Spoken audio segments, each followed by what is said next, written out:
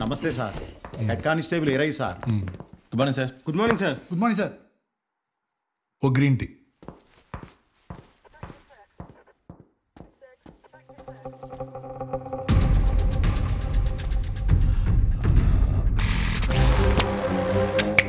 రమేష్ కదా? అవు sir. Okay చిత్తుల 2 శవాల్. జంగగానే కేసుతో మస్తు సెటిల్ అయిపోయినావులే.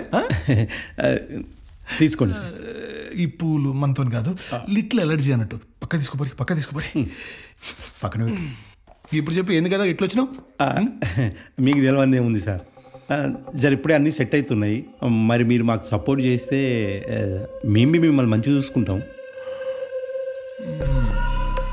అట్లంటావా? అయినా ఆ కేసుని మస్తు సెటిల్ చేసుకున్నావుగా.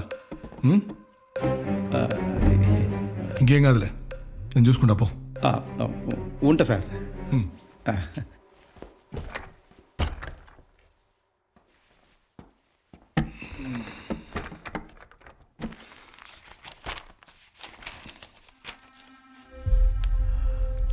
అవురేయా, ఈ హీరో ఎప్పటికెళ్ళి రాట్లా?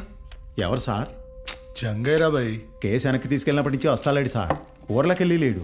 ఇంట్లో వాళ్ళకు కూడా ఏడికి పోయిండో తెలవదంట సార్. ఇంకెందుకు వస్తాడు? తెలివిగా కేసుని క్యాష్ చేసుకుంటూ లైఫ్లో సెటిల్ అయిపోయిండు. వాళ్ళు ఇంటోళ్ళు కూడా కంప్లైంట్ ఇవ్వాలంటే వాళ్ళు కూడా మస్తు సెటిల్ అయిపోయింటారు. మళ్ళా వీళ్ళ కోసం మీడియాలో ఓటింగ్లు, పోలింగ్లు అని స్క్రోలింగ్లు. మజాక్ అయిపోయింది కొడుకులకి. నన్ను చూస్తారంటే పోయి పని చూసుకుంటారు.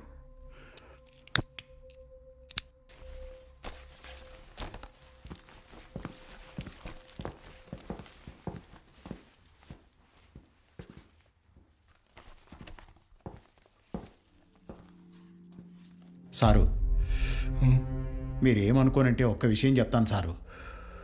కాకి సొక్క వేసుకునే ముందు ప్రతి ఒక్కడు నిజాయితీగా బతకాలనుకుంటాడు. కానీ పరిస్థితుల వల్ల, ప్రెజర్స్ వల్ల అవినీతి అనే బురద యూనిఫామ్కి రాసేసుకుంటాడు. కానీ జంగయ్య అట్టంటోడు కాదు సార్. నీతిని నమ్మిండు. ఇందాక వాళ్ళ ఇంట్లో వాళ్ళు కూడా కనబడతా లేదు, కంప్లైంట్ ఇవ్వలేదని మీరన్నారు సార్. గాడి ఇంట్లోకి వెళ్ళిపోయినాక 4 రోజులకే లక్ష్మి వచ్చింది సార్. నేనే ఎస్ఐ స్టేషన్లో ఉండు, నిన్ను చూస్తే గుస్సైతాడని పంపేసిన సార్. సార్, మంచోడో చెడ్డోడో ఒక పోలీస్ కనిపిస్తా లేదంటే కనిపెట్టాలి కదా సార్. పోలీస్ అంటేనే మంచోడని నమ్మేటోడు సార్. ఆడు కేసు వాపస్ తీసుకున్నాడంటే గాడేదో తప్పు జరిగింది సార్. ఖచ్చితంగా ఆ తప్పు ఆడు చేసున్నాడు సార్. ఆడు మంచోడని మీరు అనకపోయినా పర్వాలేదు, కానీ చెడ్డోడని మాత్రం అనకుర్రి. నేనేమైనా తప్పుగా మాట్లాడితే క్షమించురు సార్.